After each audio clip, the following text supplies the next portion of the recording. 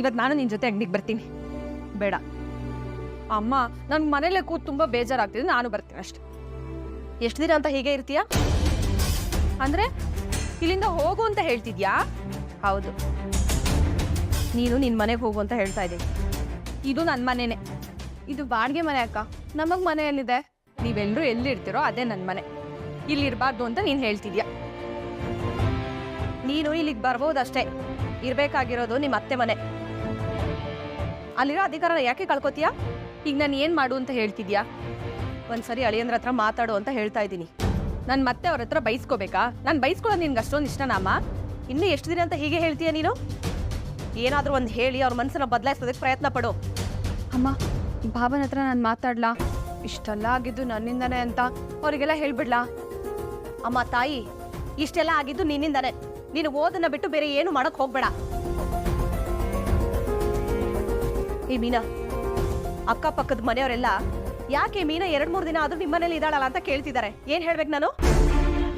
ಓಹೋ, ಅವರೆಲ್ಲ ಹೇಳಿದ್ರು ಅಂತನಾ ನನ್ನ ಮನೆಯಿಂದ ಓಡ್ಸಕ್ ನೋಡ್ತಿರೋದು ನೀನು? ಇನ್ನು ಎಷ್ಟು ದಿನ ಅಂತ ನೀನು ಇಲ್ಲೇ ಇರಕ್ಕಾಗತ್ತೆ ಹೇಳು? ಏನೂ ಗೊತ್ತಿಲ್ಲದೆ ನಡೆದೋಯ್ತು. ರವಿ ಮದುವೆ ಮಾಡ್ಕೊಂಡು ಅವನ ಜೀವನ ನೋಡ್ಕೊಂಡ. ನೀನ್ ಗಂಡನ್ ಬಿಟ್ಟು ಬಂದು ನಿನ್ ಜೀವನ ಯಾಕೆ ಹಾಳು ಮಾಡ್ಕೋತೀಯಾ? ಹೌದು, ನಿಮ್ಮ ಮಾವನವರು ಡಿಸ್ಚಾರ್ಜ್ ಆದ್ರಂತೆ. ಇವತ್ತು ಡಿಸ್ಚಾರ್ಜ್ ಮಾಡ್ತಾರೆ ಅಂತ ಕೇಶವ್ ಅಂಕಲ್ ಹೇಳ್ತಿದ್ದು. ಮೀನಾ, ನಿಮ್ಮ ಮಾವ ನಮಗೆ ಎಷ್ಟು ಸಹಾಯ ಮಾಡಿದ್ದಾರೆ. ಇಂಥ ಪರಿಸ್ಥಿತಿಲಿ ನೀನು ಆ ಮನೇಲಿದ್ದು ಅವ್ರ ಸೇವೆ ಮಾಡ್ಬೇಕಲ್ವೇನಮ್ಮ?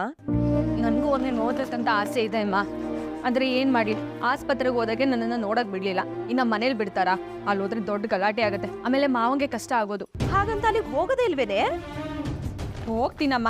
ನಮ್ಮವರೇ ಬಂದು ನಿಂದೇನು ತಪ್ಪಿಲ್ಲ, ನಾನೇ ನಿನ್ನನ್ನು ತಪ್ಪಾಗಿ ಅರ್ಥ ಮಾಡ್ಕೊಂಡೆ ಅಂತ ಹೇಳಿ ನನ್ನನ್ನು ಕರ್ಕೊಂಡೋದ್ರೆ ಅವಾಗ ಹೋಗಿ. ಹಾಗಾದ್ರೆ ಈ ಮನೇಲೆ ಅಜ್ಜಿಯಾಗಿ ಹೋಗ್ತೀಯ ಬಿಡು ನೀನು. ಈ ಅನಿಷ್ಟ, ನಿನ್ನ ಬಾಯಲ್ಲಿ ಒಳ್ಳೆ ಮಾತೇ ಬರಲ್ವೇನೋ? ಆಗಲ್ಲಮ್ಮ, ಭಾವನೆ ಬಂದು ಕರಿಬೇಕು ಅಂತ ಅಕ್ಕ ಹೇಳ್ತಿದ್ದಾಳೆ. ಭಾವನ ಕೋಪದ ಬಗ್ಗೆ ನಮ್ಗೆ ಗೊತ್ತೇ ಇದೆ ಅಲ್ವಾ, ಅದಕ್ಕೆ ಹೇಳಿದೆ. ಹೌದು ಅಕ್ಕ, ಬಾವ ನಿನ್ ಮೇಲೆ ತುಂಬಾ ಕೋಪ ಮಾಡ್ಕೊಂಡಿದ್ದಾರೆ. ಬಾವ ಈ ಕಡೆ ಬರ್ತಾರೋ ಇಲ್ವೋ ಗೊತ್ತಿಲ್ಲ. ಅದಕ್ಕೆ ನೀನೇ ಆಗಾಗ ಕಾಲ್ ಮಾಡಿ ಕಾಂಪ್ರಮೈಸ್ ಆಗ್ಬಿಡೆ. ಸುಮ್ಮನೆ ಹುಕ್ಕಟ್ಟೆ. ಕಾಂಪ್ರಮೈಸ್ ಅಂತೆ ಕಾಂಪ್ರಮೈಸ್. ನಾನು ಫೋನ್ ಮಾಡ್ಬೇಕಂತೆ, ಅವ್ರ ಜೊತೆ ಮಾತಾಡ್ಬೇಕಂತೆ. ಅದೆಲ್ಲ ಆಗಲ್ಲ. ಅವ್ರಾಗವ್ರೆ ನನ್ನ ಜೊತೆ ಮಾತಾಡೋವರೆಗೂ ನಾನು ಮಾತಾಡೋದು. ನಾನು ಯಾವ ತಪ್ಪು ಮಾಡಿಲ್ಲ.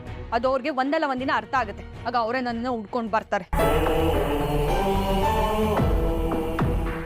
ಭಾವ, ಬನ್ನಿ ಭಾವ.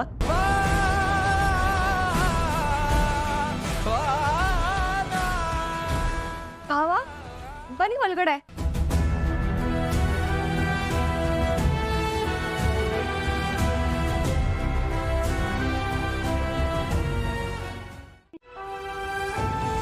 ಬರೀ ಅಂದ್ರೆ ಕನಕ, ಹೋಗಿ ನೀರು ತರೋ.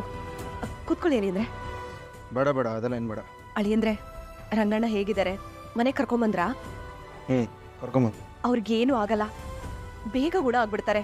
ಆ ದೇವ್ರ ಹತ್ರ ಹರಕೆ ಕಟ್ಕೊಂಡಿದೀವಿ. ನೀವೇನು ಭಯ ಪಡಬೇಡಿ. ಅಳಿಯಂದ್ರೆ, ನೀವು ಕೂತ್ಕೊಳ್ಳಿ, ನಾನು ಟೀ ಮಾಡ್ಕೊಂಡ್ ಬರ್ತೀನಿ.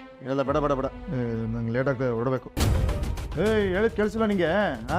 ಬೇಗ ಬಾ, ಹೊರಡಬೇಕು. ಎಲ್ಲಿಗೆ? ಎಲ್ಲಿಗೆ ಅಂದ್ರೆ ಮನೆಗೆ. ನಾನು ಆ ಮನೆಗೆ ಬಂದಾಗ ಅಲ್ಲಿಂದ ಓಡಿಸಿದ್ರಿ. ಮಾವನ್ನ ನೋಡಕ್ಕೆ ಅಂತ ಆಸ್ಪತ್ರೆಗೆ ಬಂದಾಗ ಆಗ್ಲೂ ಅಲ್ಲಿಂದ ಓಡಿಸಿದ್ರಿ. ಈಗ ಯಾಕೆ?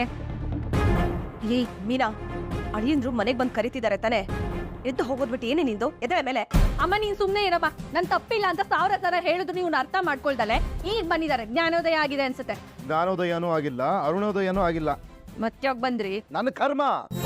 ಅಲ್ಲಿ ನಮ್ಮಪ್ಪ. ಓಹೋ, ಮಾವ ಹೇಳಿದಿಕ್ ಬಂದಿದ್ದೀರಾ. ನಿಮ್ಗೆ ನನ್ನನ್ನ ಕರ್ಕೊಂಡು ಹೋಗ್ಬೇಕು ಅಂತ ಅನ್ಸಲ್ಲ?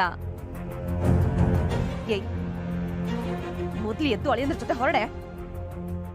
ಮತ್ತೆ ಮಾತ್ರೆ ಟೈಮಿಗೆ ಸರಿಯಾಗಿ ತಗೊಳ್ಳದೆ ಹೋದ್ರೆ ಅಪ್ಪಂಗೆ ಮತ್ತೆ ಎದೆ ನೋವು ಬರ್ಬೋದು ಅಂತ ಡಾಕ್ಟರ್ ಹೇಳಿದ್ದಾರೆ.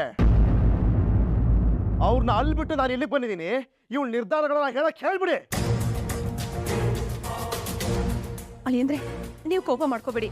ಅವಳು ನಿಮ್ ಜೊತೆ ಬರ್ತಾಳೆ. ಏ ಮೀನಾ, ಎದ್ದಾಳೆ ಮೇಲೆ, ಹೊರಡು. ನಾನಿಲ್ಲಿ ನಿನ್ನ ಕೈ ಕಾಲು ಹಿಡ್ಕೊಂಡು ಬೇಡ್ಕೊಳಕ್ ಬಂದಿದ್ದೀನಿ ಅಂತ ಅನ್ಕೊಳ್ಬೇಡ. ಮನೆ ಪೇಪರ್ ಸಿಗದೆ ನನ್ನ ಕಾರ್ ಮಾರ್ಬಿಟ್ಟೆ. ಆ ಬೇಜಾರಲ್ಲಿದ್ದೀನಿ ನಾನು. ಮನೆ ಪತ್ರನ ಯಾರ ಕೈ ಕೊಡ್ಬೇಕೋ ಅವತ್ತೇ ನಾನು ಅವ್ರ ಕೈ ಕೊಟ್ಟಿದ್ದೀನಿ. ಅಪ್ಪನ ಕೈ ಕೊಟ್ಟಿದ್ಯಾ ಅಂತ ನನಗೆ ಗೊತ್ತಾಯ್ತು. ಅದು ನನ್ನ ಹತ್ರ ಹೇಳ್ಬೇಕಲ್ವಾ? ಇಲ್ಲಿಗೆ ಬಂದ್ರೆ ಬೀಗ ಹಾಕಿತ್ತು.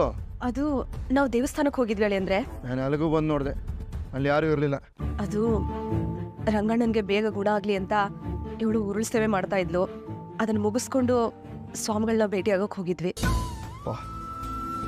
ಎಲ್ಲರೂ ಕಾರಣಗಳು ಚೆನ್ನಾಗಿ ಹೇಳೋದು ಕಲ್ತು ಬಿಟ್ಟಿದ್ದೀರಾ.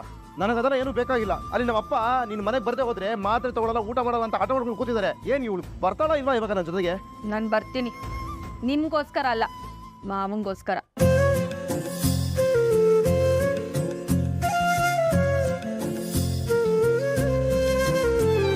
ಅಳಿಯಂದ್ರೆ ಬಂದು ಅವ್ರು ಕರ್ಕೊಂಡು ಹೋಗ್ತಿದೀನಿ ಅಂತ ಹೇಳ್ತಿದ್ದಾರೆ. ಹೋಗಕ್ ನಿನ್ಗೇನು ದೊಡ್ಡ ರೋಗ ಇದೆಲ್ಲ ಮೇಲೆ.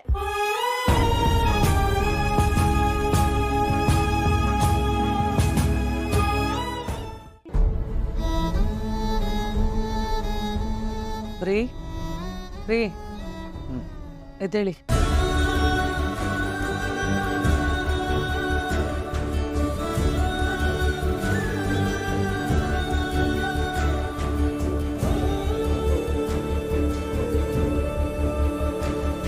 ರೀ ಊಟ ಮಾಡದೆ ಆರೋಗ್ಯ ಹಾಳು ಮಾಡ್ಕೊಂಡ್ರೆ ಹೇಗೆ ನೀವು? ಮಾತ್ರೆ ತೊಗೊಳ್ಳಿ. ಮೀನಾ ಬರಲಿ. ಏನ್ರಿ ನೀವು ಚಿಕ್ಕ ಮಕ್ಕಳ ಥರ ಹಠ ಮಾಡ್ತಿದ್ದೀರಲ್ಲ, ಹೇಳಿ.